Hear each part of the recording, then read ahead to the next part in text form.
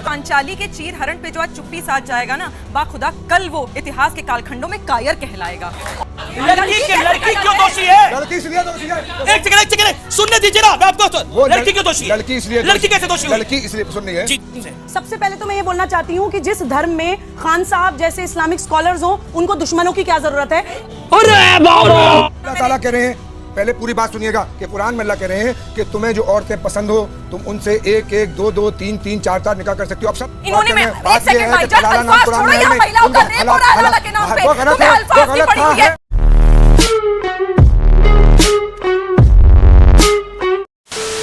नमस्कार दोस्तों, आपका बहुत बहुत स्वागत है प्राइम डिबेट शो में। मैं हूं प्रदीप। दोस्तों, बात चल रही है इस्लाम में फैले कुरीतियों के बारे में, जैसे कि 4 शादियां और हलाला। खासकर टॉपिक रहा हलाला। सुबही खान और निखत जरीन ने इस पर बहुत ही गंभीरता से डिबेट में हिस्सा लिया और मौलाना की ऐसी की तैसी कर दी। दोस्तों, डिबेट बहुत पुरानी है लेकिन बहुत ही मज़ेदार डिबेट है। आप लोग में से कई लोगों ने देखा भी होगा। अगर जिन्होंने नहीं देखा है तो उनके लिए डिबेट है, जिन्होंने देखा है वो इसकी वीडियो स्किप करके जा सकते हैं। तो बिना टाइम वेस्ट किए शुरू करते हैं डिबेट। तो लेट्स स्टार्ट। चलो भाई, देखो अब मैं क्या करता हूँ। तो करना कॉल को कौन सी कुरान में लिखा है 3 तलाक होना चाहिए, हलाला होना चाहिए? कौन हलाला कहीं भी नहीं है। क्यों, क्या बात कर रहे हैं? हलाला कहीं भी नहीं है, कुरान में भी नहीं है। और जो कर रहे हैं वो बलात्कार कर रहे हैं, मुजरिम है, उन्हें सजा मिलना चाहिए। हलाला नाम की कोई आप तो कानून तक जाते ही नहीं है ना। आप लोग तो कानून बन रहे हैं तो कह रहे हैं ये इस्लाम के खिलाफ है। गुलाम नबी आजाद कह रहे हैं ये मुस्लिमों को तबाह करने के लिए कानून आया है। मुस्लिमों को ये सबसे बड़ी सजा दी जा रही है, महबूबा मुफ्ती कह रही है। बताइए ना। हमारा विरोध इस बात पे था कि ये कानून जो बना है, सजा कैसे है? मैं तबाही कैसे? मैं ये पूछ बताइए रहा ना हूं मुझे कि जिस औरत का शौहर जेल चला गया, उसको मेंटेनेंस मिला नहीं, उसके बच्चों के कौन खर्चा उठाएगा, उसके स्कूल की कौन। अपनी टाइम पे बोलिए, अपनी टाइम पे बोलिए। 86 में बंद करवा चुके हैं, आज इनको मेंटेनेंस की याद आ रही है। इतने सालों से मेंटेनेंस की कोई परवाह नहीं थी इनको। आज जब महिलाओं के लिए कोई कानून बन गया है तो मेंटेनेंस का रोना शुरू कर दिया। देखिए, अरे दोगलापन मत करा करिए। आप अपनी बारी पे बोलिए। दो बात तो अल्फाजों का पहले तो क्या अच्छा कीजिए। मैंने ये कहा कि आप तलाक हो रही है, हमारी बहन को भी हो सकती है, किसी को गलत तरीके से तलाक दी जा रही है। तलाक का जो कानून आ गया ना उसके लिए, गलत तरीके से तलाक दी जा रही है ना, तो कानून आ गया। दिक्कत क्या है? अरे हमारा विरोध कानून पर इस पर है। जी जी जी, बोलो बोलो बोलो बेटा, क्या कहना चाहते हो? जी जी, डरो मत, बोलिए। देखिए, बोल भी नहीं पाती है महिलाएं। आपको आप वाकई लोगों को आपको सोचना चाहिए। बोलिए। हलाला के लिए ना फांसी सजा होनी चाहिए। हलाला के लिए फांसी की सजा होनी चाहिए। ये दुख है, ये बोल नहीं पाते। यही दुख है जो मेरे साथ खड़े हुए खान साहब और तमाम ऐसे जो मैं कहूंगी झूठे काजी, सच्चे काजी ऐसे नहीं करेंगे, जो झूठे काजी होते हैं, इन्होंने महिलाओं को दबा रखा है। आज मेंटेनेंस की बात करते हैं इन्होंने। एक सेकंड भाईजान, अल्फाज छोड़ो, यहाँ महिलाओं का रेप हो रहा है हलाला के नाम पे, तुम्हें अल्फाज की पड़ी हुई है। जिंदगी हमेशा गलत रहेगा। इस्लाम ने गलत बताया, इस्लाम ने उसको कहीं जाएगी। ऐसे लोग हैं जो अपने को दूसरे के सामने पेश करें, वो लोग हलाले की बात कर रहे हैं। हलाला इस्लाम में गलत बोला आपने। अपने को आप जो अपने दूसरों के सामने पेश करें, ये गलत कमेंट करा आपने। ऑब्जेक्शनेबल है। नहीं नहीं नहीं, ये ऑब्जेक्शनेबल है सर। वो लड़की का हक है कि उसका निकाह कैसे होगा, किसी को हक नहीं है ना मुझे किसी को जो अपने को पेश करना होगा। अमीर जी एक मिनट, मेरी बात हलाले पे। अमीर जी, बात ये है आपने गलत बोला। हलाला जो लड़की हलाला के लिए जा रही है उसकी गलती है। हलाला भी लड़की की गलती है। अरे बात तो सुनो, पकड़ के रेप कर देता है, तो उसकी गलती है। रेप करना गलत है जुर्म है। हलाला इस्लाम में नहीं है। हलाला जो करा रहे हैं वो मुजरिम है, उनके बलात्कार का केस होना चाहिए, उन पर उनको सजा मिलना चाहिए, उनको जेल जाना चाहिए। लड़की कैसे लड़की क्यों दोषी है? लड़की इसलिए दोषी है।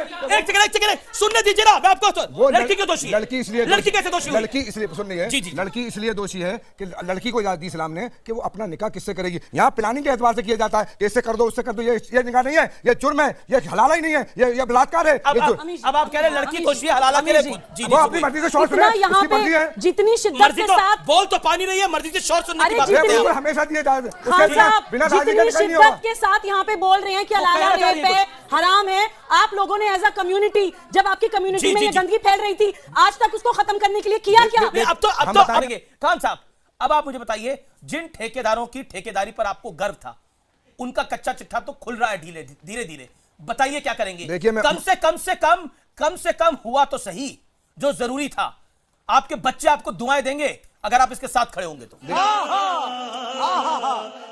बात इनकी यह है कि सचर कमेटी की रिपोर्ट जो आई और रंगनाथ मिश्रा की जो रिपोर्ट आई, उस रिपोर्ट में मुसलमानों की हालत भी आई। उस पर ना कांग्रेस ने काम किया और ना 10.5 या 11 साल की सरकार ने भारतीय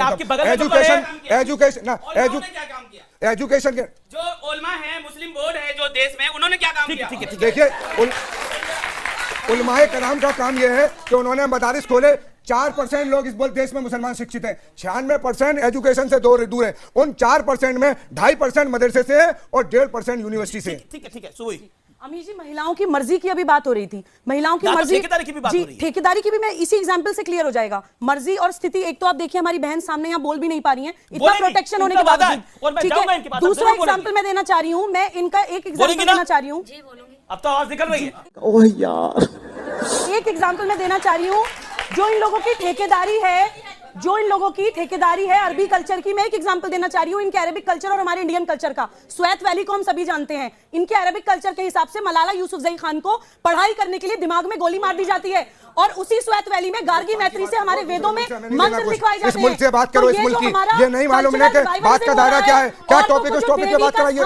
हमें क्या लेना मलाला से और क्या लेना हमें तालिबान की सोच से। हम देश के लोग हैं, हमें शिक्षा चाहिए, एजुकेशन चाहिए, हमें रोजगार चाहिए, इस पर कोई बात होना चाहिए। इस देश के विकास के लिए जब पूरे देश का हमने कहा कि भारत माँ, मौलाना साहब सब कुछ चाहिए। भारत माँ की 2 आंखें, हिंदू और मुसलमान, अगर एक आंख को फोड़ दिया गया तो भारत माँ काली हो जाएगी। हम इस देश की भारत माँ को पांचाली के चीर हरण पे जो आज चुप्पी साथ जाएगा ना, बाखुदा कल वो इतिहास के कालखंडों में कायर कहलाएगा। और अगर महिलाओं को पढ़ने से रोका जा रहा है, उनके साथ हलाला जैसी कुप्रथा करी जा रही है, उन्हें तलाक बोलकर बोला जा रहा है, और जो ये कह रहा है हलाला इसलिए होता है क्योंकि महिला खुद चले जाती है। एक मिनट आपके बीच में नहीं बोल रही। भाषण दे देना काम है, बात तलाक के किसी से आप मेरी बारी में आपके बारे में बोली नहीं, मैंने हाथ खड़ा किया था। सभ्यता से वो आप सभ्यता भी आप भी निभाइए। जो ये लोग बोलते हैं कि लड़की की गलती है, ये वही लोग हैं, अगर किसी नन्ही सी बच्ची का रेप हो जाए तो वो ये भी बोल दे शायद नंगी थी ना छोटी 2 साल की बच्ची, इसलिए किसी ने रेप कर दिया।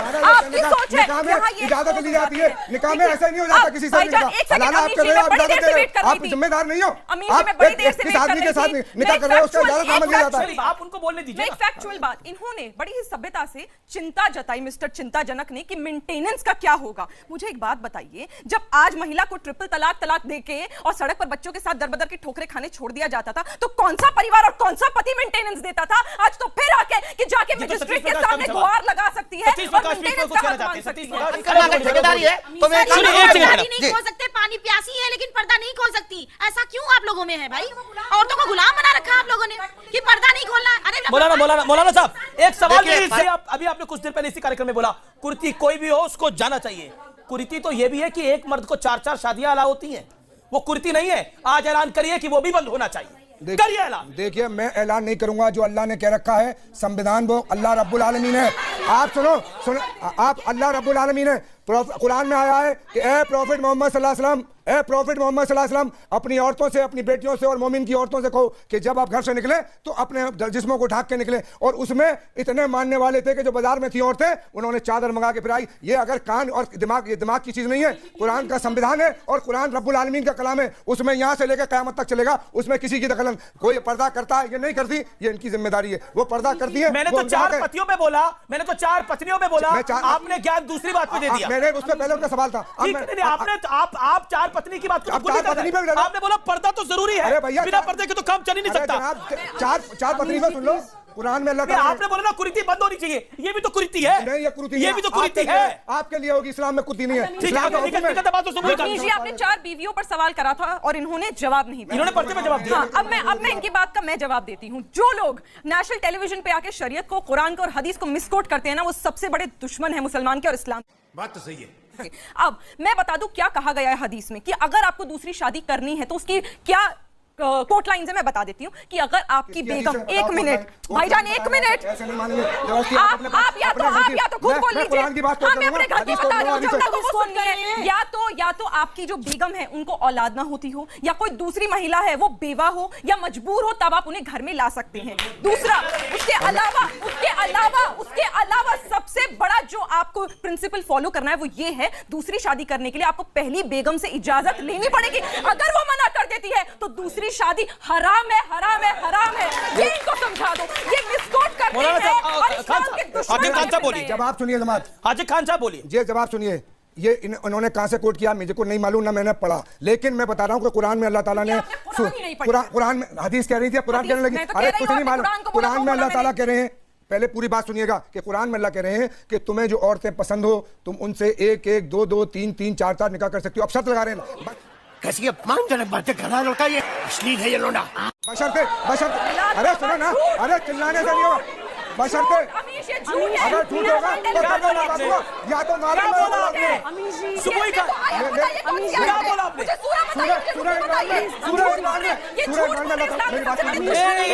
हाँ बोलिए, क्या बोला अभी आपने? क्या बोला अभी आपने? जी जी जी। सूरह आले इमरान की आयत में अल्लाह ताला ने कुरान में कहा है कि तुम्हें जो औरत, लेकिन आगे शर्त लगाई इसके बाद कि अगर तुम 4 औरत रखने के काबिल नहीं हो तो तुम एक ही करो, बशर्ते कि अगर तुम उनके साथ एक सा मामला कर सको, और अगर ये ना कर सको तो अल्लाह कह रहे हैं तुम एक ही करो। सुबह सबसे पहले तो प्लीज बैठ के मुझे पता है आपको अमीश क्या जी, करना मैं बहुत इंपॉर्टेंट पॉइंट यहाँ पे आज बोलने जा रही हूँ। इनकी रीजन है आज जो तक बोला, कभी फिर किसी रिपोर्ट मुस्लिम करिए ने नहीं बोला। हाजिर खान साहब से। सबसे पहले तो मैं ये बोलना चाहती हूँ कि जिस धर्म में खान साहब जैसे इस्लामिक स्कॉलर्स हो, उनको दुश्मनों की क्या जरूरत है?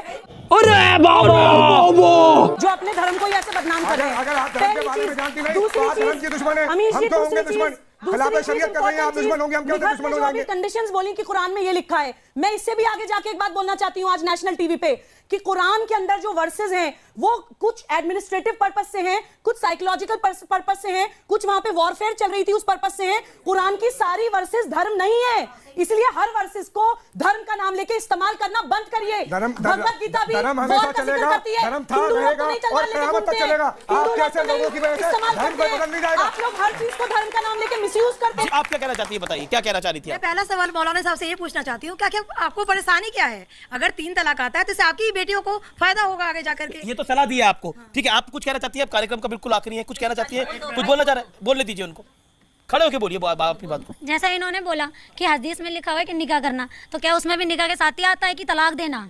वाह दीदी, वाह दीदी, दीदी वाह दीदी। उसमें क्या लिखा हुआ आता है कि उसमें तलाक के बाद फिर मतलब अलग हो जाना? आप मुझे बता दो। तलाक देने का जो सिस्टम है उसको ना तो देने वाला जानता ना लेने वाला जानता, दोनों नहीं जानते। हलाला कोई चीज नहीं है, हलाला मैंने पहले कह दिया, हलाला कोई चीज नहीं है, हलाला कोई चीज नहीं। निगत के साथ खड़े हो रही बोले दीजिए। इन्होंने बोला कि निकाह जायज है, ठीक है, तो क्या निकाह के साथ तलाक भी लिखा हुआ आता है? हाँ, बताइए। तो हलाला भी लिखा हुआ आता है? हलाला अल्फाज है ही नहीं, तो क्यों लिखा? हलाला कोई चीज नहीं है। अभी पढ़ो, एक फतवा दिखाया देवबंद का फतवा, उसमें हलाला नहीं है। नहीं होता, नहीं जो करते हैं वो मुजरिम है, जो करते हैं उनको सजा मिलना चाहिए, उन्हें जेल भेजना चाहिए, चाहे वो मौलाना हो या कोई और हो। अब चल रहा तो पहले डांट क्यों रहे उनको? अरे हाकिम साहब डांट क्यों रहे हैं आप? इतनी अच्छी परफॉर्मेंसेज हैं, उसमें से मुझे ये मिलना, ये मेरे लिए बहुत ऑनर की बात है। मजा आया। तो दोस्तों डिबेट हो गई पूरी, वीडियो हो गई खत्म। दोस्तों मैंने आपसे एक बार बात किया था कि मैं हर संडे को फंडे बनाना चाहता हूँ। फंडे से मतलब है ऐसी कॉमेडी डिबेट जिसमें संबित पात्रा का बहुत बड़ा रोल हो और रोहित सरदाना जी, जिन पर मैं डिबेट बनाना चाहता था। आपसे एक ही बात कहना चाहता हूँ, अगर आपके ये संडे को आप फंडे बनाना चाहते हैं तो कमेंट में यस कहिए। दोस्तों मैं संडे को ऐसी डिबेट लाऊंगा, भले कोई भी टॉपिक चल रहा हो देश में, लेकिन संडे को मैं बहुत ही इंटरेस्टिंग और एक्शन पैक डिबेट लेके आना चाहता हूँ। रोहित सरदाना का एक्शन पैक डिबेट और संबित पात्रा का कॉमेडी डिबेट, जो कि पुरानी डिबेट होती है, बहुत मज़ेदार डिबेट थी वो सब। अगर आप ऐसी डिबेट देखना पसंद करते हो तो कमेंट में मुझे बताइए, मैं ज़रूर हर संडे को आपका फंडे बना दूंगा। तो दोस्तों अगर आपको ऐसी डिबेट वीडियो पसंद है तो मेरा चैनल सब्सक्राइब करते जरूर जाना, मैं इसी तरह का कंटेंट हमेशा बनाता रहता हूँ। तो मिलता हूँ आपसे अगले डिबेट वीडियो में, तब तक के लिए जय हिंद, वंदे मातरम।